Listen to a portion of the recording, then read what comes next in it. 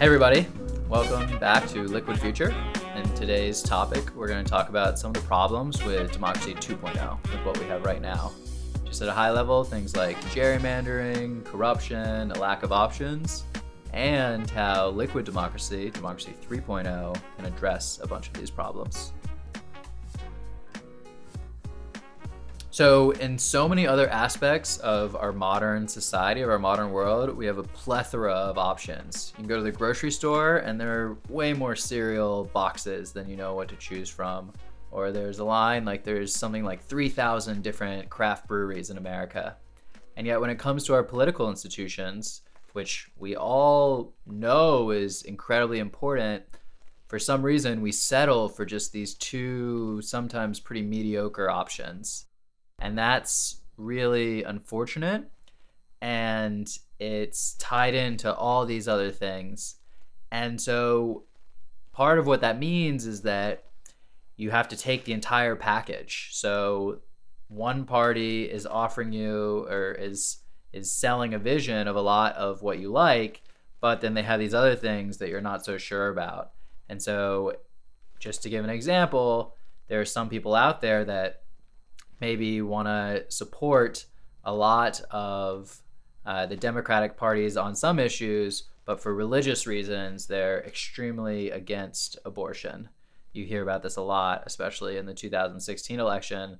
These are like single issue voters who say that on everything else, they agree with one party, but this single issue is so important that they have to go the other way.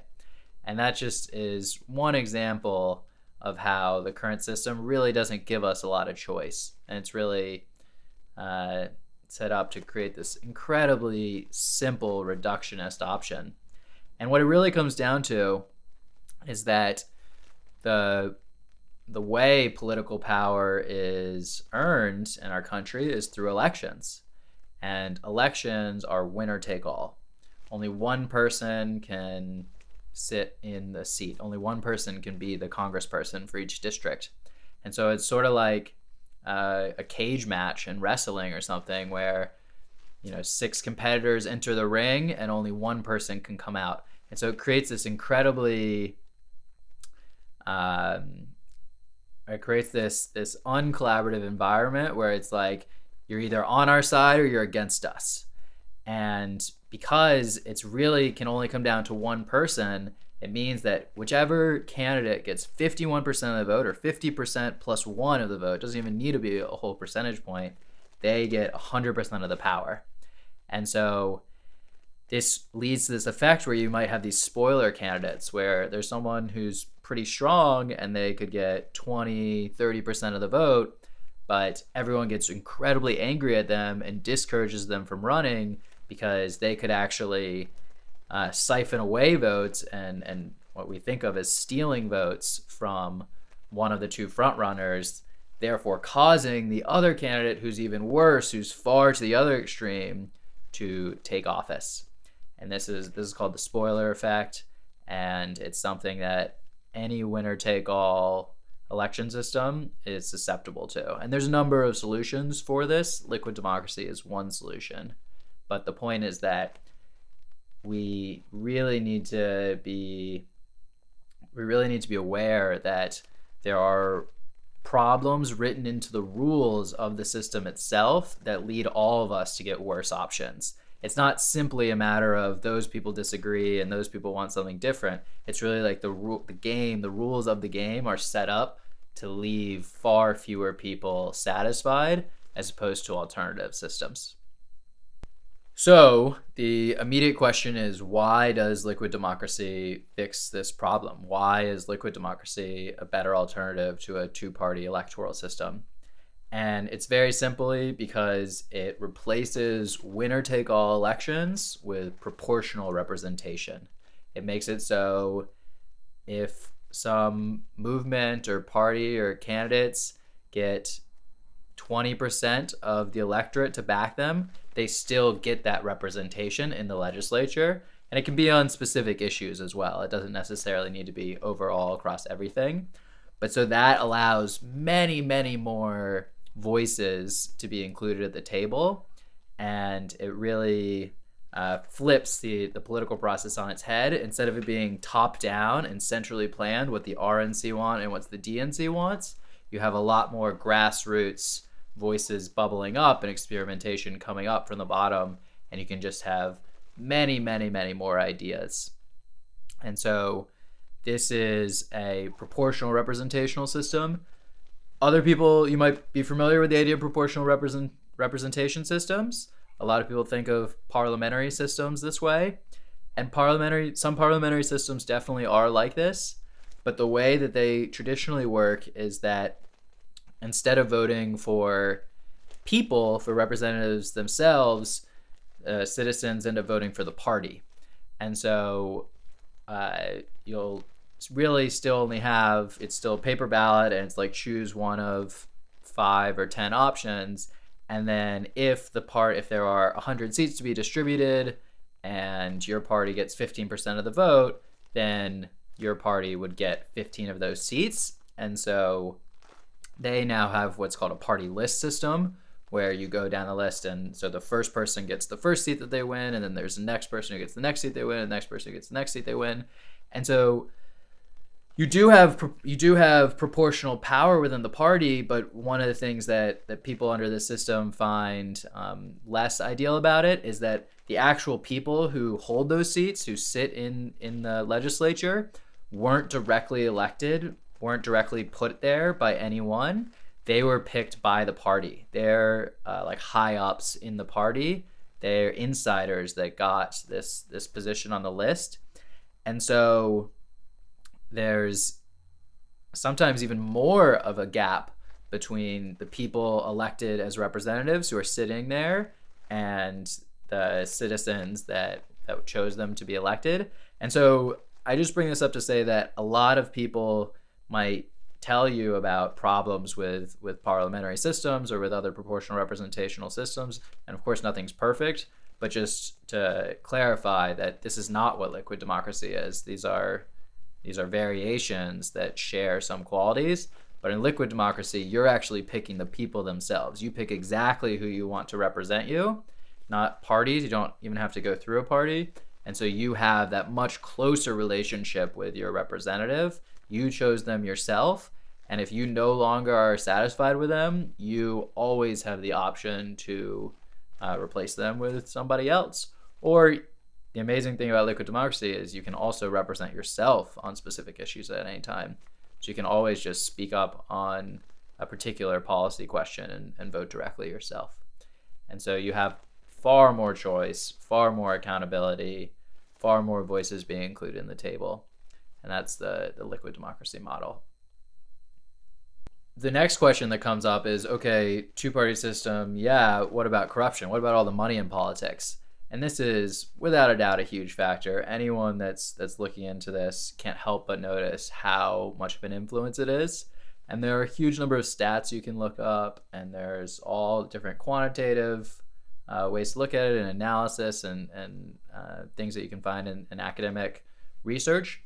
But just to cut through all that noise, there's a very simple piece here that's worth keeping in mind, which is that the system is structured in such a way such that when a newly elected congressperson gets into office, they receive like training from the party.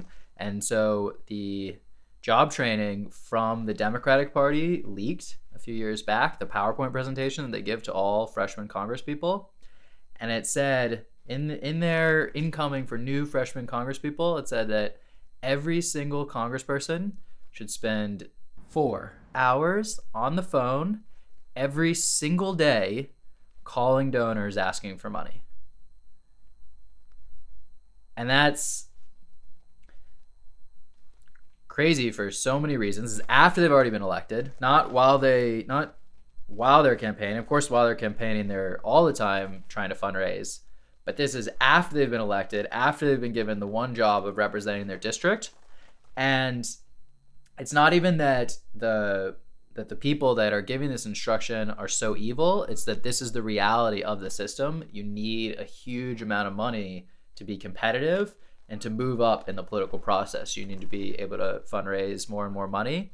And that's really how people get elevated within the parties and get the most ideal committee assignments and get put in positions of leadership within the party, is really about how much they can fundraise. And so what it means is that elected representatives are spending a huge amount of time on the phone asking for money from a very, very tiny sliver of the population at large, that's sometimes referred to as the donor class. And so they're not spending time understanding policy, understanding the issues as much as would be ideal, really talking to voters in the district. And of course, this constant need to fundraise has this constant undertow, this constant influence on every decision a representative is making. They have to be thinking, is this going to help me raise more money? Is this going to hurt me from raising more money? And the point isn't that any one person is all that evil. It's that the system is set up in such a way that it creates these really bad incentives and really bad rules. It's like the rules of the system are the problem, and anyone trying to deal with it would have a lot of trouble. And so we really need to get to the heart of the issue and the root of the issue. So the question was posed, what is the effect of all the money? How does it affect any one individual politician, and who's really controlling these decisions? And the simple answer is that in a lot of cases, it causes representatives to not take on fights that they otherwise might want to, because they don't want to upset certain donors. That's a big effect of it, and you can see this very clearly in the data. If donors want to stop something from happening, they have a huge ability to block legislation from happening. The other thing is that what it means also is just the politicians that we're hearing from, even the people that make it all that far, have already been pre-vetted in certain ways. And so sometimes people will look at the current situation in US politics or talk about lobbying and sometimes use the phrase like legalized bribery. And that's not 100% accurate. There is a genuine, the Supreme Court has ruled, and people, there's a genuine desire to want to support ideas that are out there that you already agree with. So the question is, how much do these politicians change their opinions because of the money, versus the alternative, much less malicious explanation is simply that the donors, the powers that be, find people who already believe what they want them to believe, and then they funnel tons of resources to those people. And so if you are an advocate for a certain narrative or for a certain worldview or for a certain policy position, everything is just so much easier, and you get fast-tracked up. And if you're not an advocate for that, then nobody ever returns your calls. And if you talk to politicians, especially getting started, you'll hear this over and over again, that they don't know where to turn, and nobody returns their calls. And this is a very a much less malign incentive that still explains the entire system and how the money can have such a corrupting influence without any one individual even like clearly compromising themselves. So there was this incredibly influential breakthrough study by these researchers Gillens and Page out of Stanford University in 2014, and they looked at 1,700 different policy questions across decades of time span.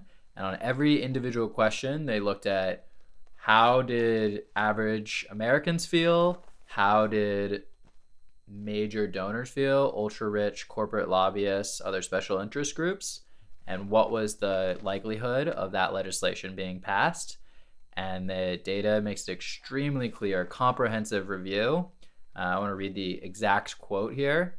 They said the preferences of the average American appear to have only a minuscule, near zero, statistically non-significant impact upon public policy. And what it really comes down to is that all the money and donations in the political system are drowning out the voices of regular Americans. And the point is just that the democratic system that was designed for America, we the people, and the idea of self-governance has become less and less of a reality, especially over the last few decades. And if you were to bring the founding fathers in a time machine to modern American democracy, I think a lot of them would ask, what has gone wrong? Why isn't it this lively grassroots thing like we had originally imagined? So a very important question to the puzzle is, why is money so influential? What is all the money actually being used for? Why does it take so much money?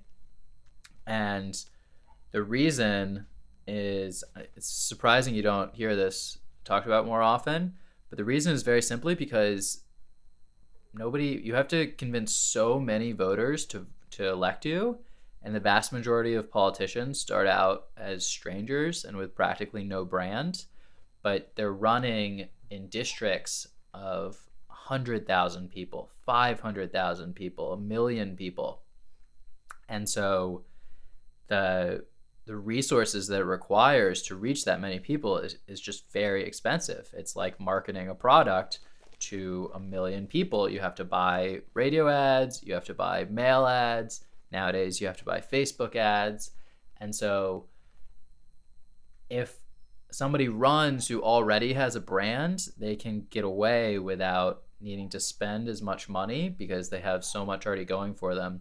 But that's really what it's all about, is you just have to, there's so many people involved to get elected that it really becomes, how much media buys can you make? How much ad time can you get? And that is nowadays very expensive because you're competing against all the other products. Anytime you watch a TV commercial, that could be selling something that you buy from the store, or it could be selling a politician. And so that mechanism of needing one person to convince 1 million people that they're the right representative is extremely inefficient. That's really a really good way to think about this. It's our current system hasn't kept up with the times as our country has grown and grown and grown. It didn't used to be this bad. Hundreds of years ago, the country was a lot smaller, the districts were a lot smaller, the number of citizens were a lot smaller. And so there was much more of a relationship between politician and regular people, and the influence of money didn't make nearly as much of a difference, because it's less about pitching these products to people. But our country has grown, our communication infrastructure has radically changed, the landscape has become a lot more expensive, but our political system, the way that we decide our leaders and empower our leaders, invest our leaders with decision-making power on behalf of our community, hasn't kept up. And so it's obsolete for the modern world that we live in. And this is really a opportunity to look at how can we use these new tools to create a much more efficient system for finding leaders and empowering leaders. That's what liquid democracy offers us. So how does a liquid system address these questions of corruption? So very simply, let's start with what we already have. If you like your current congressperson in a liquid system, you can still pick them to be your representative. And you just have this added bonus of maybe on a few issues you disagree with them, perhaps because they have these other interests competing for their view. And so you can just overrule them on those specific things. And so right then, right there, you have the option to correct your representation to make it look more authentically the way you want to be represented. Furthermore, if you think your representative really isn't great at all, you can pick an entirely new representative yourself. You have real accountability now. Instead of only having those two options of between the front runners, I mean, even if you don't vote, you still get assigned the elected representative. And so in the current system, in an elected system, but in a liquid system, you can be confident that you always have control over your own vote, over your own voice. And so there ought not to be anything standing between what you want and how you express that in the community, in the body at large. And so that's just very simple ways in which Liquid makes it easier. More than that, because the system right now is concentrated in so few people's concentrated with power in so few people's hands. If you look at the national system, for example, they were talking about 535 members of Congress for a nation of 300 million people. So that makes each member of Congress the 0.000016%. It's just tiny. The ratio is absurd. And that concentration of power makes it a lot easier for corruption to slip in. If you have a special interest in a particular policy, all you have to do is convince that tiny little narrow segment to vote your way or avoid voting against you, and you get this massive payoff.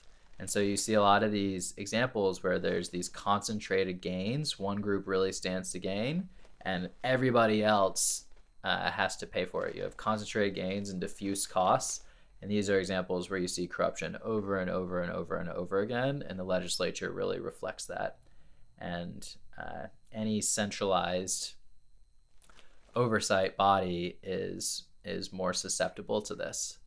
But Liquid doesn't have this built-in restriction of only 500 people for 300 million, and so it can just naturally have far less concentration of power and far more resistance to that corruption. And I mean, quite frankly, right now, the incentives for you as a politician, once you're elected, you don't really have to pay the consequences for many years. And perhaps maybe you're not even going to run for re-election anyway. And so once you're in office, there's so few consequences. And in fact, what you see with many people in government is they will leave their job in Congress, for example, and take a job in a lobbying firm right after. So you see what they call the revolving door of K Street. And so the incentives, again, that's really messed up situation where sometimes it's framed like you're auditioning for your future job. If you do what we like now, you can feel confident that as soon as you get out of Congress, you're going to have this incredibly cushy job. And you see this over and over and over and over again. Every last person in leadership roles in Congress takes government relation jobs after they leave. The last speaker, John Boehner, did it. Paul Ryan's now on the board of a number of banks and on the Democratic side as well. I mean, this is extremely, extremely common. And so a liquid system has just built-in accountability around that. We're not empowering these tiny select few. This is an ongoing role of representing the community and speaking on behalf of the community. And then in the longer term, the idea of liquid is that voting power accumulates. So everyone starts out with one vote, But as you weigh in on some issues, you might be reaching out to your network and you're telling all your friends, hey, look, I've researched this question. It's really important that we make this policy decision to address this pressing issue in our community. And so you as an individual will start to accumulate influence and voting power from your peers. And then on other questions, you're going to use that influence and you're going to say, look, I don't know as much about this. Here are the people that I trust on that issue.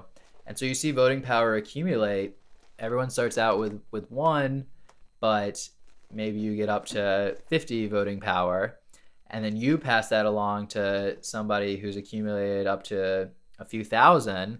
And then they're passing it along to somebody that's accumulated even more. And so the point is that we as individuals get to pick our representatives that we actually know, that we have a much closer connection to. We aren't being forced to immediately skip to this step of 1 to 1 million among these politicians as products, but we can actually pick like people we know. Like you can pick your coworkers, you can pick your family members, you can pick your friends, you can pick your classmates. There are people in your life who you probably trust a lot. You'd leave your keys with them if you're going out of town.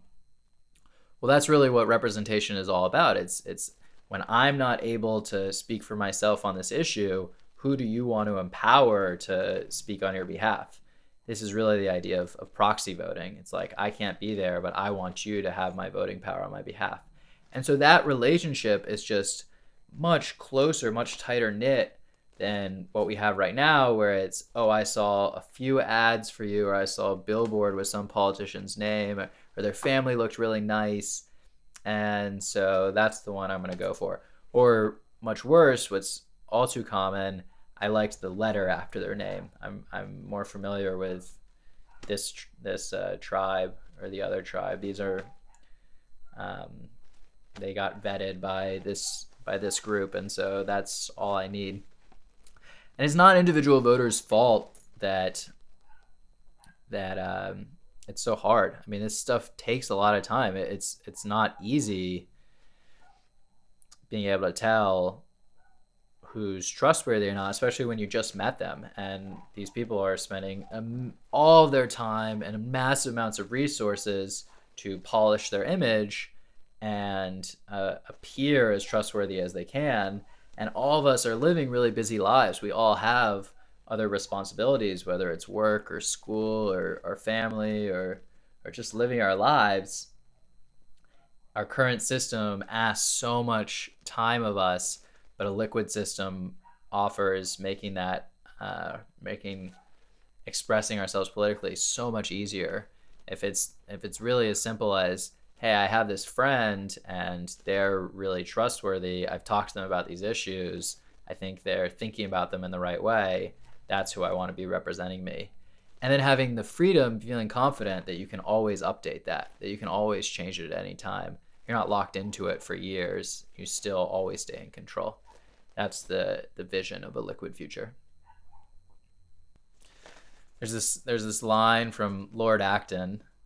He was a British philosopher, and he's the one who famously said, power corrupts, absolute power corrupts absolutely. And he has this other quote that freedom consists in the distribution of power and despotism in its concentration. And that's really speaks to this vision of can we decentralize power a lot more? Can we spread out power in our nation and in our states and in our cities a lot more than our current winner-take-all system demands? So gerrymandering. This is a topic that I haven't heard as much about in the last 6 months to a year, but in 2017, people were obsessed with gerrymandering. And you hear about it occasionally. And what it is, in case you're not familiar with it already, it's about drawing the lines of the different districts, the district boundaries in really rigged ways. And so it means instead of voters picking their representatives, the politicians are picking their own voters. And it's super messed up. It breaks democracy. It makes the whole system not work because it leads to these districts where it's not competitive whatsoever, and you have the incumbents who are already in office will be on these commissions and get to redraw the lines for next time, and so they'll draw their own districts in such a way that they don't really have to face as much of a challenge. And it's not a new problem by any means. It goes back to the 1800s. The name itself, gerrymandering, was named after a politician. Something Jerry was his name, and he had drawn his district to look like a salamander, so it was gerrymandering. And it's been a problem for a long time, and it's hard to fix. There are a bunch of different ideas for how to fix it. There's these ideas of independent commissions and bipartisan commissions, where these independent commissions would draw the new lines instead of the incumbents. That's sometimes works pretty well. You have to pass a law first to get the independent commission to happen, and that's more challenging itself. And then even the commission can still be corrupted, and like who chooses who gets on the commission, and aren't these still just politicians? And so that's all a problem. There's these really interesting new approaches that have gotten a little bit of coverage over the last few years, using really fancy math and using really fancy algorithms to algorithmically determine what a fair district looks like and what a competitive district looks like. It's really, really interesting if you're into math problems. The idea, part of the background there is that people were challenging these gerrymandered districts and filing lawsuits over them, and saying that they violate the democratic rights enshrined in the Constitution, that they're a constitutional violation. And the judges, who have to rule in such a strict way, say, well, how can you prove to us that a district is unfair? We need some sort of objective measure of whether a district is gerrymandered or is not gerrymandered. And so that's part of what motivated these math approach, where the idea is that they can actually give you a number and say, this district is X gerrymandered, or this other district is Y gerrymandered. And then you could even use the algorithm to say, okay, we'll only accept, when we're drawing our new lines, we'll only accept districts that are below a certain number, which is really interesting. Again, you have to pass a new law to fix it, and there's questions about how many people really understand the algorithms, who's running the algorithms. I mean, the districts themselves got gerrymandered because of algorithms. The people that are drawing the lines, the incumbent politicians that are doing the redistricting, use computer programs with advanced math that automatically tells them this is how you ought to draw your district so that it will be the easiest for you. So the simple answer of use math doesn't nearly go deep enough. You need to look more into it. And of course, these are all great things, and there's some ongoing work, even going up all the way to the Supreme Court on these questions. But liquid democracy also solves this problem because it solves so many problems.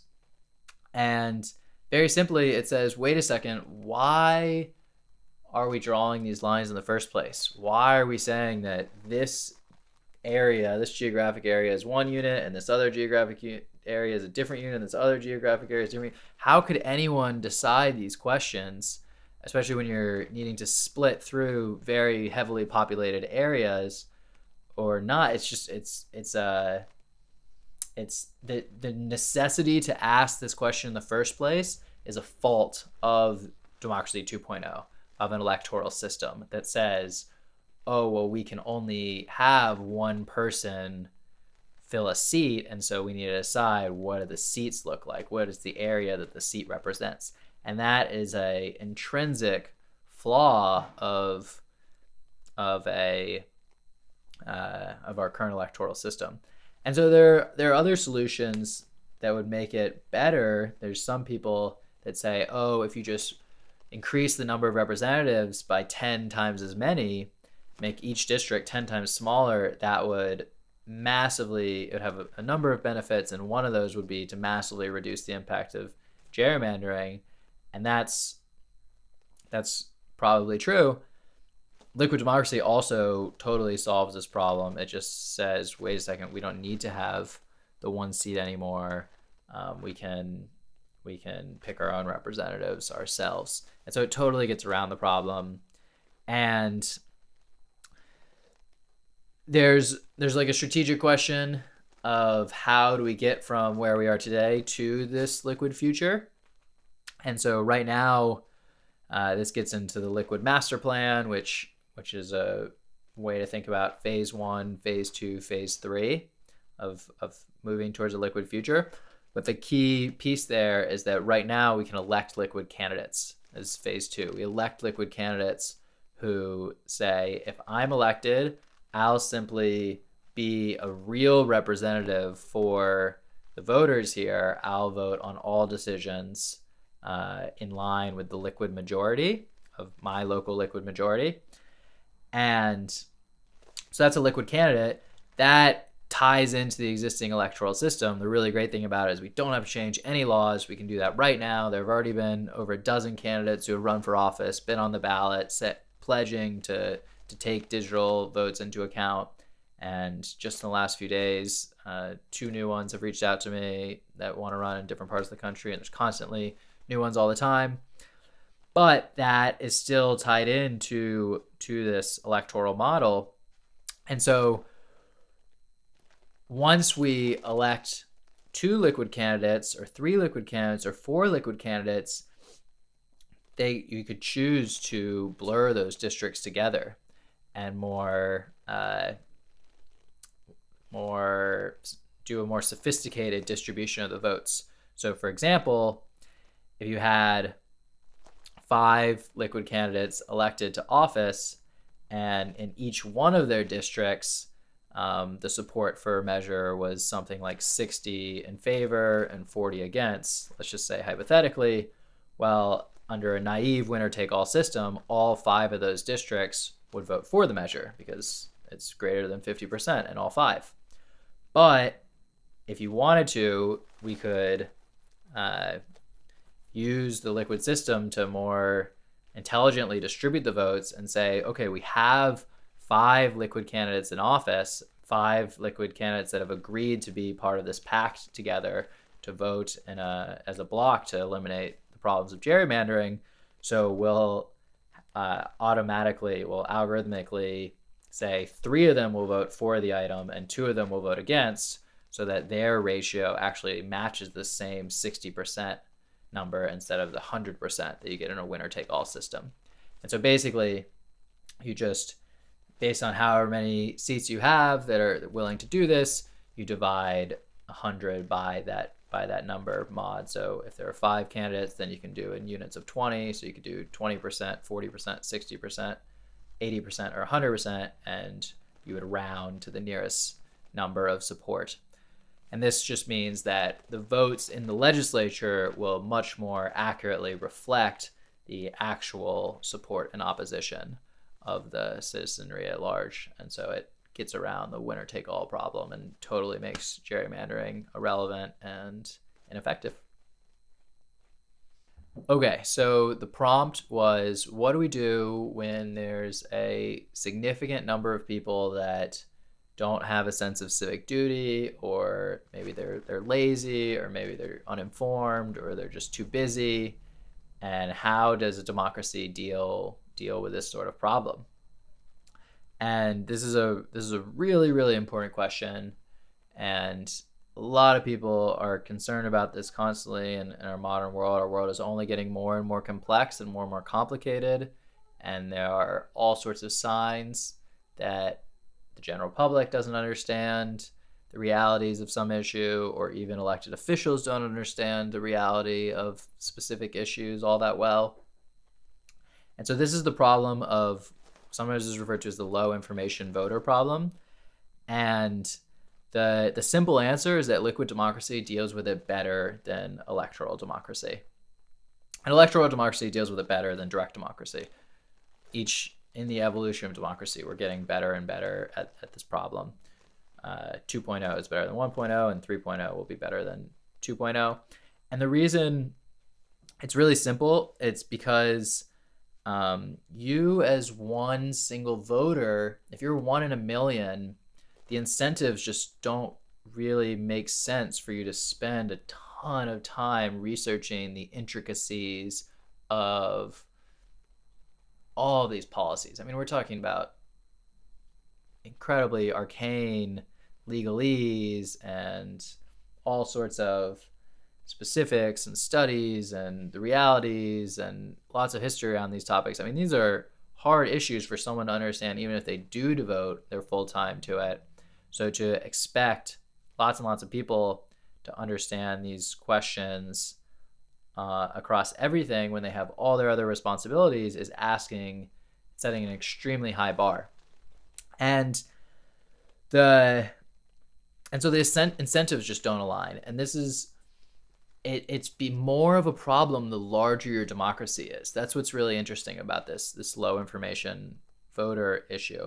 You can look at it in terms of behavioral economics, where you look at like cost benefit analysis, and imagine that when you're making a decision, you want to make the right decision. So if you're buying a used car, you're going to research your options, and the more time you spend researching, the more likely you are to end up getting a choice that you're really happy with.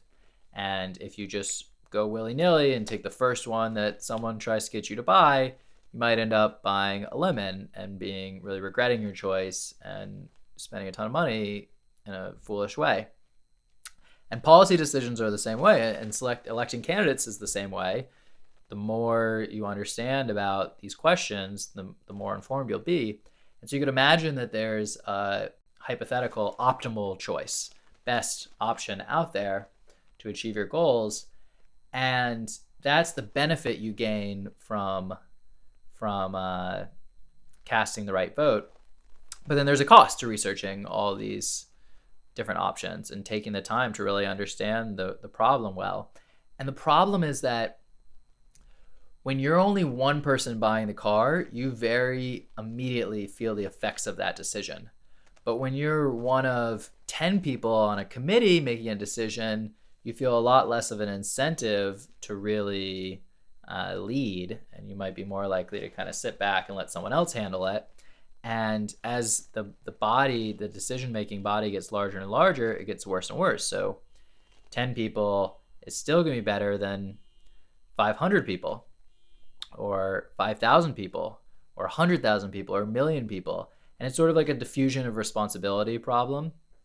Like the bystander effect is another name for this phenomenon. But the key is that your cost to research policies and research options stays effectively fixed, but your benefit for casting the optimal vote is 1 over the number of decision makers.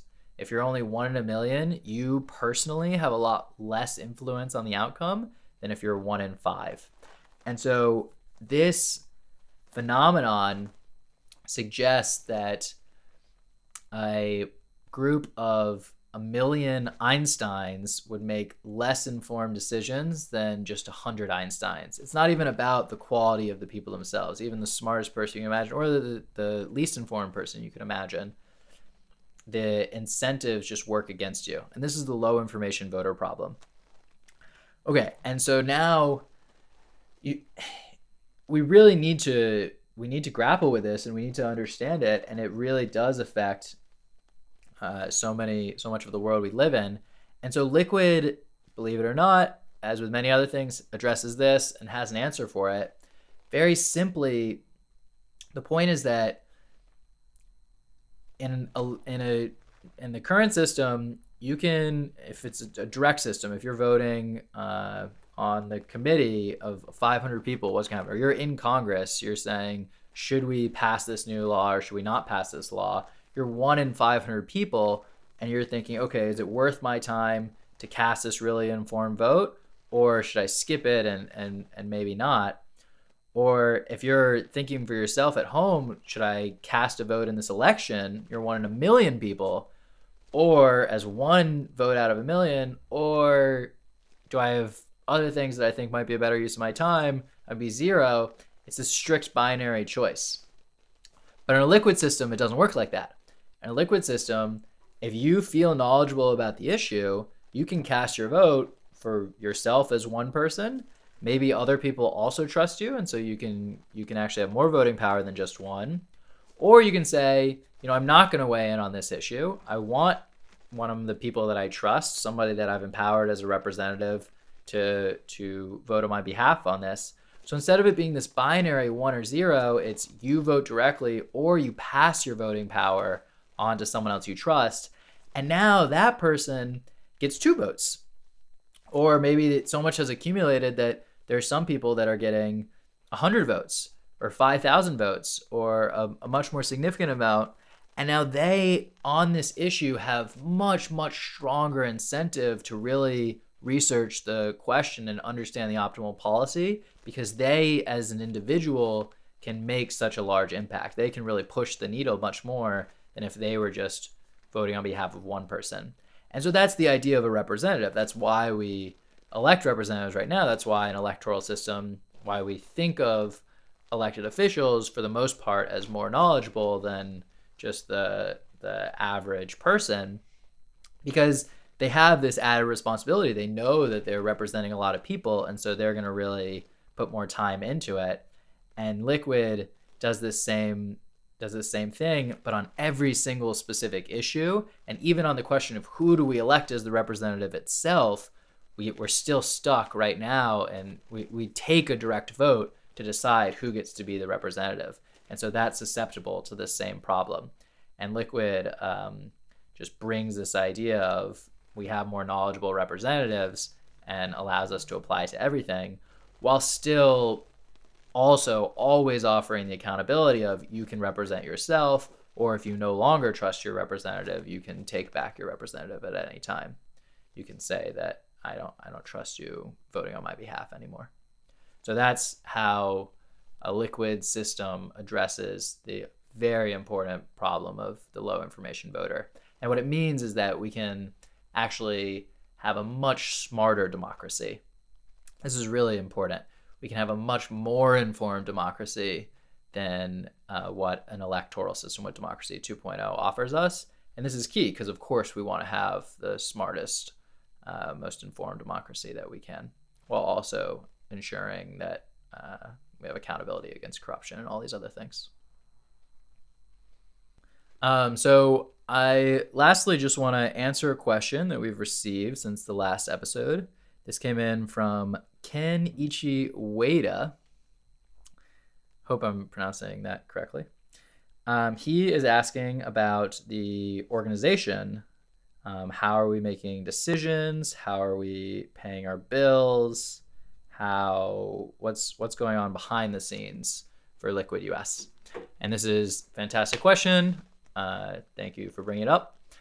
The simple answer is that what we have right now is what's called a public benefit corporation. It's run by Liquid Democracy Technologies. This is a private organization. It's not a government organization. It really just has to do with the reality of what was available when we started working on this. We didn't have a lot of money. We didn't have a lot of resources. We certainly didn't have the access to government funding or anything like that. And so we have been working on the LiquidUS platform through this benefit corporation. The benefit corporation is chartered with the express purpose of bringing liquid democracy to the US. And we're developing all of everything that's front facing, everything that an individual interacts with on the LiquidUS platform is all open source. And the general attitude, the general philosophy is that you shouldn't have to trust us. We want, of course, we don't want to do anything that would cause anybody to lose our trust, but we also want each person individually to be able to verify that their own vote is getting counted correctly, entered correctly, not being tampered with, and everything like that. And so that gets into vote verification, which is a whole nother topic. We have this system called proof of vote. But basically, you want to be able to see that your vote gets entered correctly while not compromising your privacy. But stepping back to the question again, the overall philosophy is that we know this isn't perfect for the long term. It would be really great if all of this stuff could be publicly funded, just like Congress is publicly funded. Congress gets $1 billion every year just for its operating budget, just to run the actual building of Congress. We don't right now have access to that. We tried early on. We wanted to have the whole system be funded by citizens themselves. And so as part of when you signed up, we wanted to do this verification check where we would ask people to put in a credit card in their name and spend $1 to verify themselves. And we never actually got access to the credit card number. The way it works with data security, there's PCI compliance. It got passed on directly to the credit card processor, which is Stripe, which is very reputable and is constantly being audited and everything like that. But the idea was that this would kind of kill two birds with one stone. It'd help us verify these are real people, one person, one vote. People are who they say they are. They actually live where they say they are. And it would help create sustainable revenue to fund the whole Liquid model. We stopped doing it. We did it for a little while. We got a few hundred people to pay the dollar. But we realized that it was just creating so much friction. There were so many people that felt uncomfortable for good reason with typing their credit card number into a website that they weren't familiar with before. And in the meantime, we realized that there are other ways that we could verify as well. And we got big contributions from people who said, we really want to make this more accessible to more people. Can we pay up front so that you don't have to be charging these dollars to everybody? And so that's what we're doing right now. We've taken away all of the charging anybody anything. It's all totally free. Everything that we use for public government is totally free.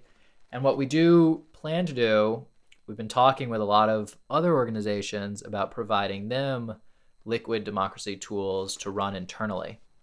So that looks like labor unions. Labor unions currently have elections and elect representatives, and everyone's paying dues to the labor union. And for decades and decades and decades, there's been a lot of criticism that sometimes those representatives become corrupted or aren't actually representing the members of the union all that well.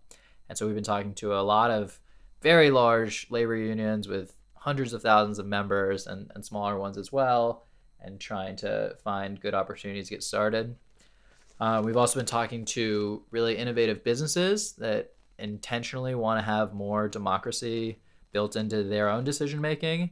So that looks like a lot of these worker-owned co-ops and things like that have built-in democratic mandates, and a lot of other really innovative businesses. And there's a really good example there. Google itself, Google, the company, has an internal liquid democracy system that some engineers were able to build in their spare time, because they have tens of thousands of engineers, so they're able to use their own internal liquid democracy system where each Google employee can vote directly, or they can proxy their voting power to personal delegates. And so they use that for things like what to serve in the cafeteria for lunches, and what to spend the corporate charity budget on. If they have a large corporate charity budget and they want people in the company to be able to take part in that decision making, and other smaller decisions like what to do with the snoo side of the office and things like that. And so that's really hooked into their internal system. And most organizations don't have the engineering resources of Google and aren't going to go off building their own. And so part of the idea behind Liquid Democracy Technologies is that we would provide easy to use liquid democracy tools for private organizations as well. And that is a paid subscription product. And so everything for public government use for now is totally free, and we like to continue to make it free for as long as possible. Sometimes we get some talks about offers and talks of having municipalities pay us for contracts in the same way that they pay the current people that make the voting booths and all that. And it's possible, and we definitely explore it, but we like everything to be totally free for citizens, of course, and free for candidates and elected officials and representatives. We want to make it as easy as possible for people to be using this stuff, and then also promoting use in these private organizations. So there's a few other groups and organizations that are really interested in this. And so that kind of looks a lot like the way the platform GitHub works, where everything's public is free and private you pay for, or it's similar to like Slack, if you're familiar with the Slack system, where it's tools to help organizations run more effectively, and you pay as people use it. So that's the current thinking. We're not in any way suggesting that this is the ideal long-term solution, but it was something that was really more easily available to us than waiting around for public government funding in the beginning. And we want to keep pushing forward and getting these ideas to more people and getting more examples of these ideas out there. And we're really happy. We're really proud of the work that we've done over the past year or 2 years or 3 years since we started working on this stuff. And hopefully there'll be many, many more organizations and groups also working on this. The more the merrier. I mean, we all really need to pitch in. It takes a village. This stuff isn't easy. It's a large uphill battle, and so we need as much as we can.